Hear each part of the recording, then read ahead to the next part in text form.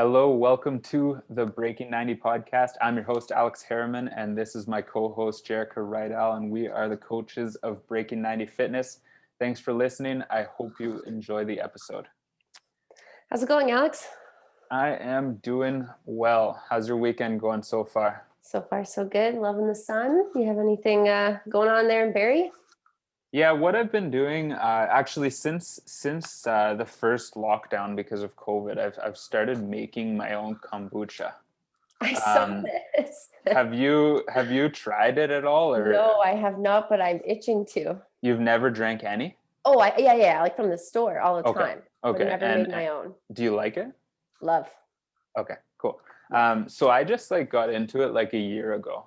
Okay. I tried it from the store for actually I tried a homemade one first from a friend of mine, and I really enjoyed it. And then I tried a few different flavors at the store, and I've always been kind of like that, where I like to just take a hobby and play around with it and see what it turns into. So actually, when we were forest firefighting many years ago, we used to make moonshine in our apartment. So I had a bit of a brewing background before kombucha.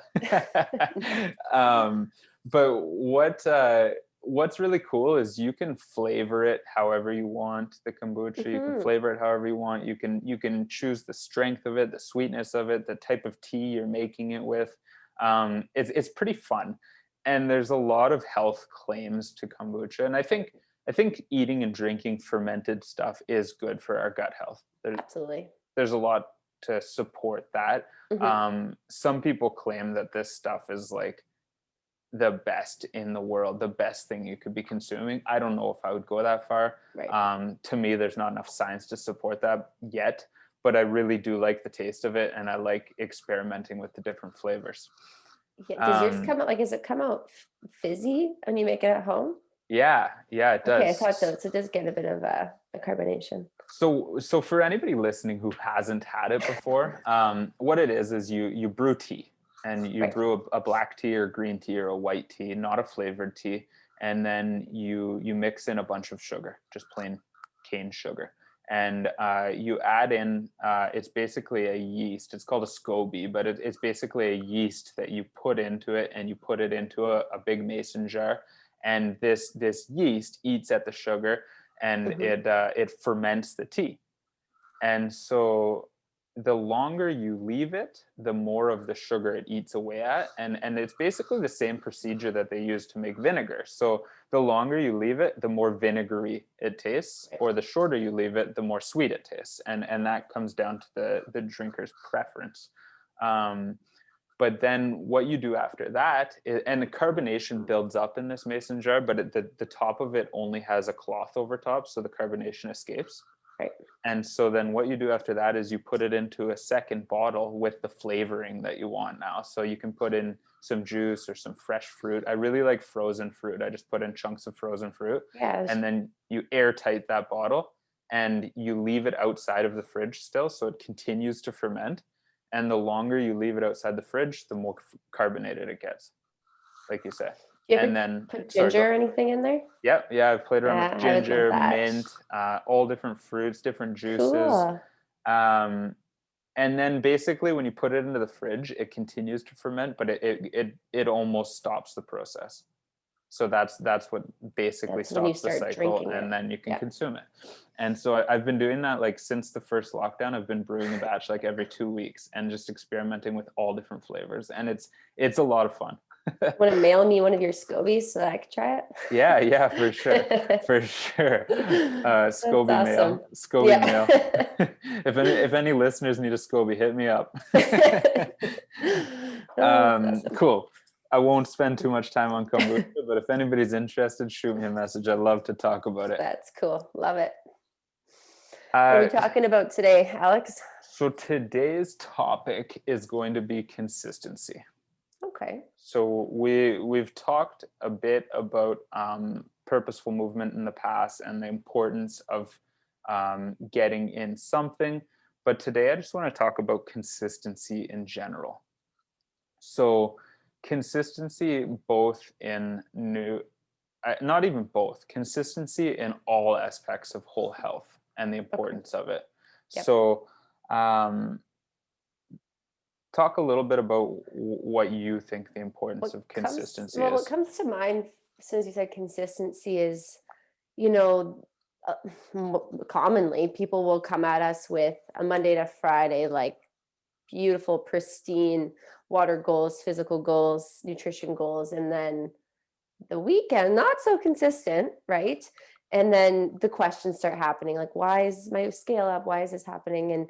And I think that's what kind of comes to mind first is how we would rather a consistent, 7 days a week versus, the five, but allowing the normal to be allowing that fluidity through your life. So maybe it is having a little piece of chocolate every night so that on Saturday I'm not binging on two chocolate bars, right? So Mm. allowing that consistency through the week and into the weekend so that you're not having those, which we commonly see, the weekend binges. And I think if you are stuck in this cycle where you're killing it Monday to Friday and the weekends you let out a little bit, Hmm. you really have to look at your progress. Are you making progress or are you not making Yeah. progress? And that's the true indicator. If you're still making progress, then you're probably doing fine. You're Not probably overdoing it. Yeah. exactly. If you're not making progress, there is a reason. It's not that you as much as you want to believe it, you're probably not keeping it enough in control on the Mhm. weekends, or you're not being honest with yourself during the week. So I think it's really important to do that reality check and say, like, am I going a little bit overboard on the weekends, or is it becoming a big binge? Right. And if you are, as we like to call it, minimizing the damage on weekends, but you're still not making progress, then maybe you need to be a bit more strict in the week to accommodate that. Or Right. maybe you can only have one day on the weekend where you go a little bit off, right? Hmm. Um, I mean, consistency is important in all aspects of health. One other thing that I was recently speaking to somebody about was protein, and so Okay. they they said, like, is it okay if I eat extra protein today because I've already eaten all my servings of protein and I'm still hungry? It's okay if I go over it, right? And well, the answer, of course, is it depends. But we protein's still calories, so eating too many calories is still going to make us gain weight. And if your goal is weight loss, it's still counterproductive in that sense. But um, I want to really build consistency with people when they're eating protein. So what I don't want happening is, like, every day you're eating like two servings of protein, and then Hmm. one day you eat four, and then you're back to two servings every day. Because often when we eat a lot of calories one day, you guys might have experienced this before, you eat a lot of calories one day, you're not as hungry the next day because your body's got a ton of extra energy now. um, and I want to start creating that protein consistency. So while two servings might not be enough in the long run, I'd rather you hit that every single day, two, two, two, Hmm. two, two. And then once it becomes easy, you can make a range of like 2 to 3 servings and try to hit that every day. And then once you can do 3 every day, then we'll build up. And maybe eventually we will get you to that higher number. But I really think that protein consistency is important, and it shouldn't be these days of massive amounts of protein and these days of not nearly enough protein, because you need to start designing your days so that you're getting adequate protein for proper recovery, proper muscle building, and all aspects of it. I think that's important. I think what you just said about even with the training and protein consistency, where some people who, if it's a workout day, they're like, oh, I got to get all my protein in. So maybe they're having like 3, 4, 5 servings of protein, but on days they're not training, they think it's okay to not hit their protein consistency and getting only one or two, where in all reality, we're recovering whether it's a training day or not a training day. Mm, So maintain that consistency. You're likely to see more results at two a day, training maybe 3 times a week versus having a random one day full of protein and then none for a bit, right? yeah. You're not going to get that recovery. You're not going to see the results when it comes to building muscle. So that's a really good point for sure. I, And I want to even, sorry, go ahead.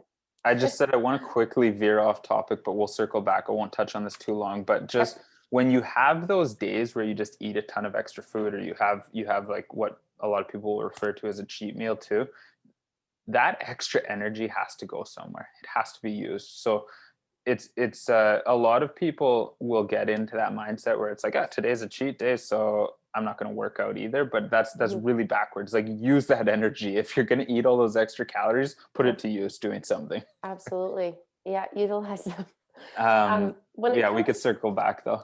I just wanted to touch on too, training consistency, because you talked about, nutrition, we talked about protein consistency. Now, when it comes to training, some people you'll see like, oh, I'm hitting 3 workouts this week, 3 workouts next week. Oh, now I'm hitting 7 because I'm feeling good. And then the week after we're hitting 2 because now I'm sore, right? So that 7 week of workouts is now affected you, not only, breaking down probably too much muscle, and we're too sore and we're trying to recover, affecting our sleep, etc. Now it's went into the next week, and now we don't want to hit our workouts again because of our lack of sleep, increased soreness, high stress on the body in general. So like you said, I'd rather see you train consistently 3 times a week, 3 times a week, 3 times a week. Now we built that pattern. Now, okay, maybe 3 to 4. Same thing goes, right? And we can, like you said, we can apply this to so many aspects of training, nutrition, lifestyle. Okay, I've got a question for you then. Yeah. So we work with a lot of shift workers. So whether it's a first responder or a nurse or anybody working shift work. So we know that there's some really irregular shift patterns out there. For the people who struggle with this, so that you've got X amount of days off and you can fit your workouts in easy, and then you work a string of days together, sometimes 3, 4, 5, 6, 7 days in a row. What advice would you give that person to maintain training consistency? Depends what your schedule is, probably, but we always talk about getting in your movement first thing when you wake up. Whether it doesn't necessarily have to be a hard training day that's programmed, but getting in some type of movement to maintain that pattern or that routine, right? So if it's a Tuesday and today, typically if you're off, you're going to hit a hard workout. But now I'm on a work schedule. I'm still going to go in and get a good 30-minute walk in because I want to maintain that pattern if I can, that routine in, to still have movement. My body's still getting that movement. And I mean, if you're pressed for time, do in 10 minutes. Exactly. Remember that something is always better than nothing. Absolutely. So that's where it's important to talk to your coach or to look at your programming, whatever it might be, and maybe have some really great circuits that you can complete in 10, 15, 20 minutes. Because it's easy to think that you're really great at these 90-minute workouts on your days off when you've got nothing planned. But if that to you is a limiting factor to the point where you just won't work out if you can't get a 90-minute workout in, it's going to really stall your progress. You have to have something in place, whether it's a walk or a hike or a bike ride or a 20-minute circuit or a 10-minute circuit for that matter. Like, have something there that you're able to do even when schedule gets busy, when life gets busy, because it's not going to be just work.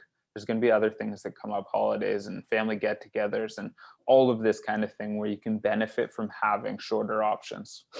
It's important to shift your mindset on those busy weeks or those, holidays or work weeks, because if you're going into it, you have to know I'm not going to hit my 60-minute, 90-minute workouts this week. But again, something is better than nothing. So preparing yourself for maybe more of a recovery week per se, and taking it easier on the body, but still getting your movement in and going into that motivated to just have maybe a deload or a relaxing kind of recovery week. So prepare yourself for that, so that when you do get your 10 minutes of exercise in on that work day, you're really pushing on your push-ups, so you're really squatting because you have 10 minutes and you're utilizing your time. So I think it's also important to shift your mindset and pump yourself up even for the small wins. Yeah, totally agree. So consistency also doesn't have to relate to just training and just nutrition. There's many other factors, and one that I think is important to touch on is our sleep consistency. Huge. Our bodies crave routine. So for all of you guys out there working shift work, I'm sorry. your body doesn't like it. If you're working random nights and random days, like your body doesn't like it. It does make recovery harder. There's no doubt about that. That being said, I will tell this to everybody. We need to control the things we can control and try to deal with the things that we can't control. So if your schedule means you're working in the middle of the night, how can we best accommodate everything else? Because that's not going to change. You're not going to quit your job because of this. Right. So we know that our bodies crave that routine. One thing that makes it really, really hard to get proper sleep quality is falling asleep all over the map. Watching Netflix till 2 a.m. one night and going to bed at 9 the next night, 9 p.m. the next night. Yeah. Like that's very hard for your body to accommodate. It's interesting you say that, because I actually just read a study on how they looked at a group of people who are getting a consistent 7 to 8 hours of sleep a night and looked at the recovery. And then they looked at people who were going to bed at the same time, relatively the same night, and waking up relatively the same time in the morning, even if it was only 5-6 hours every night, but they had a consistent bedtime and a consistent wake up time. They actually found that the crew that had their consistent bedtime and morning time routine actually seemed to be recovered. Now, don't quote me on like specific statistics, but they seem to have been recovered better than the crew that's getting these random 7 hours from 2 a.m. to 10, and then from 12 to 8, like the sporadic sleepers. The consistent sleepers, even though it was less, had better recovery. Interesting, eh? It is really interesting that you say that. And in the past, I want to say, I don't know, 6 or 7 months for myself now, I've forced myself to accommodate a set sleep schedule. So there's always going to be outliers, just like your diet, just like your training. There's going to be a day you fall off track, and that's fine. But it's controlling it as much as we can and trying to stay, pretty consistent, 80% consistent or more. So what I've done now is I go to bed every night around 10 and I wake up every morning at around 5:30, and I do that 7 days a week. And people will be saying like, I don't want to get up at 5:30 on the weekend, but if you have a big goal and you're really chasing down something, I think it needs to become a priority. If your priority is to make change, then you're gonna have to step a little bit outside your comfort zone. I'm not saying you have to wake up at 5 a.m. every day, but if you're waking up every day during the week for work at 7 a.m. and then the weekend you sleep until 10, it's going to be hard for your body to adapt to that. And so it's something you certainly need to look at if you know that you're not getting great quality of sleep. Because as we know, sleep quality and sleep quantity are two very different things. Absolutely. And then we can go on and talk about the factors that affect that in another podcast alone, but just sleep in general can play such a huge part. And having a consistent bedtime routine is also just as important. So consistency, like you said, you go to bed at 10, but my routine, I turn my phone off or put it away an hour before, because that's consistency for me during the week. So I'm making sure that I'm doing that on the weekend as well. So just little because things. if you leave your phone on, you're going to be getting bombarded with messages from me about things we have to do and things we have to talk about. Yeah, exactly. Leave me alone. It's 10 o'clock. What are you doing? It's bedtime. No, that's really great. And I know that sounds really extreme to a lot of you guys listening. I'm not saying it has to be 100% perfect. I'm just saying consider making a change in that direction. So if you wake up at 7 a.m. 5 days a week, consider trying to get up at like 8 a.m. on the weekends. And your body adjusting to an hour difference in a sleep schedule is much easier than say a 3 or 4 hour difference. Like if on the weekends you're staying up till 2 a.m. watching Netflix, you are not doing yourself justice on your health and fitness journey. I promise you that. Absolutely not. And you'll find that your body adapts, right? Like now I don't even set an alarm on the weekends and boom, I'm up at 6 a.m. regardless, because my body's used to that routine and it craves the sunlight in the morning and it wants to be there. So your body gets used to it and it's definitely happier because of that routine. And it's hard at first, right? Like waking up at 6 a.m. at first sucks. Like it does, but it gets easier and it will become part of your lifestyle. Whatever you teach your body to do, it does crave routine over time. It does, for sure. Another area then, if we're talking about consistency, that we need to talk about is hydration. I know we touched on nutrition a little bit, nutrition for sure, but hydration also. So what do you think about that? Look, we can go on and talk about how, not consistent hydration will give you those fluctuations, right? Which we can talk on another podcast again, because there's so much to talk about with that. But getting it in every single day, right?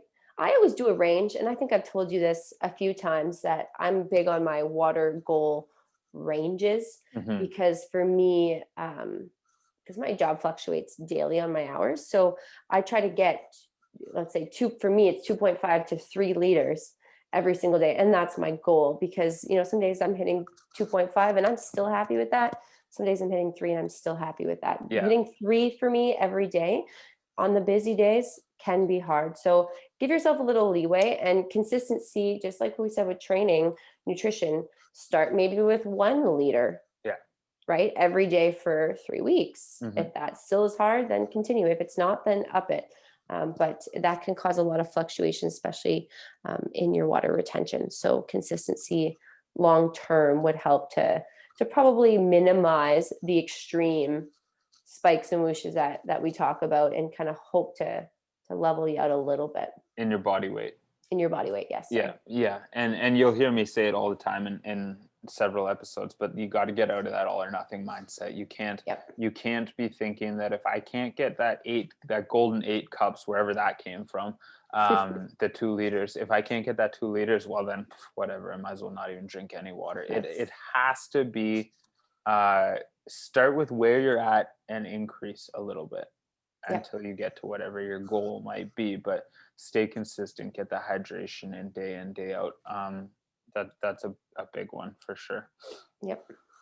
I guess quickly before we get off nutrition fully, another one that I wanted to mention is just I do it with myself, is just vegetable intake. Right. So I say 3 servings, and I consider a serving a fist. 3 fist size servings of veggies every day. Most days I will blow that out of the water. Yes. There'll be days I get like 6 or 7 or 8. But that being said, I know even on like a crap nutrition day, I have to commit to my 3 servings of vegetables. And that to me is consistency. That's what consistency is all about. Doesn't have to be extreme, right? Like you can set that bar maybe a little lower, so that you are satisfied and you're pleased with your results, and you're still getting in great nutrients. So that's a really good way to put it, for sure. I've had lots of clients actually who've struggled with vegetable intake, and if you're listening to this, you know who you are. But so what I'll often do is say, where are you now? And they'll be like, maybe 1 or 2 servings a day. What does a really bad day look like for you? 0 servings. What does a really good day look for you? And it'll be like 3 or 4 servings. This is somebody who struggles to get their vegetables in. Okay, let's set the minimum for now at 1 serving. And they're like, 1 serving? Like I could do that hands down. Well, you just told me on a really bad day, you don't get 1 serving. You have 0, yep. So now, when you know that your minimum is 1 serving and you're going to get that every day, now all of a sudden your bad day is 1 serving. And next time we revisit this, once that's second nature to you, and you're doing that, no problem. We revisit this down the road. Now we're going to set that bar at 2 servings. Yep. Right? Yeah. That's how simple you need to make these changes. Very doable. Very doable. Looking at consistency from a whole, is there anything that you think we've missed or you think is important that we haven't touched on? I think it's just important to as a whole, for whole body health, and it's just important to remember that something is better than nothing, right? When it comes to maintaining that consistency. So hitting, like you said, 0, or if I can't do my 90-minute workout, like we said, I'm not going to do it at all. It may be, like we talked about, setting the bar a little lower and reaching your goals and feeling good about it, and then upping it later on. But we definitely talked about a lot of the main ones, for sure. I think that's so important, to set goals that you can consistently hit. we use 80% as our golden number, and that works really well for our clients. And what that means is that, like, if you look at a calendar, a month calendar, say there's 30 days, you need 24 of those days to be like,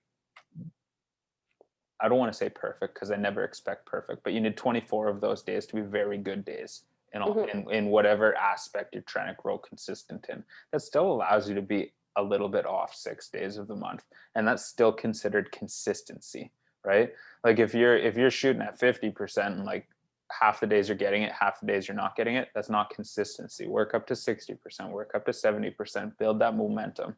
I know we've covered a ton, and I don't want to dig too much deeper into this in one episode, but I think that's great.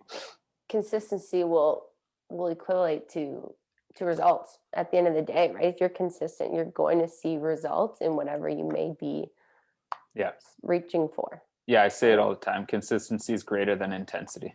Yeah, I love that. For sure. Cool. So let's leave the topic at that. I will leave them with one quick kitchen tip today.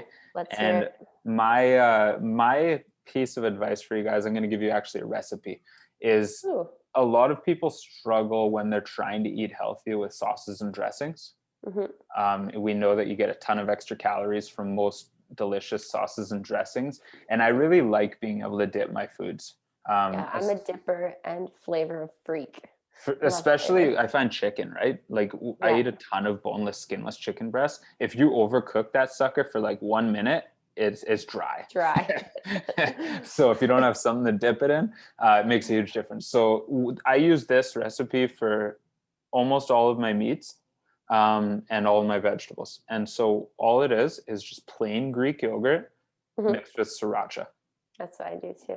And you can control how spicy you like it. Like my wife doesn't love spicy food. She really likes this because you can completely control how spicy it is. And I even know that some of our coaching clients have changed it up and used different spices and dill. Yeah, I do dill. I do garlic. I put lime juice. Oh yeah. Awesome. Like you can play around with this. To me, it's just so simple because I'll take like a cup of plain Greek yogurt, mix in the sriracha, and I know that that's like a full serving of protein now. That's not, those aren't calories that are like going against me. Those are calories that are helping me work towards my goal now. And I can eat that all day, put it on eggs, put it on chicken, put it on my vegetables. And at the end of the day, that's like a full extra serving of protein. That's awesome. So that's my tip for you guys today. I hope you enjoyed this episode. Make sure you check us out on Instagram, check us out on Facebook, follow us on YouTube. Make sure you comment and review on the podcast. That would mean a lot to us. And let us know if there's any future topics you want to hear about. But most of all, thanks for listening. And I hope you enjoyed the episode.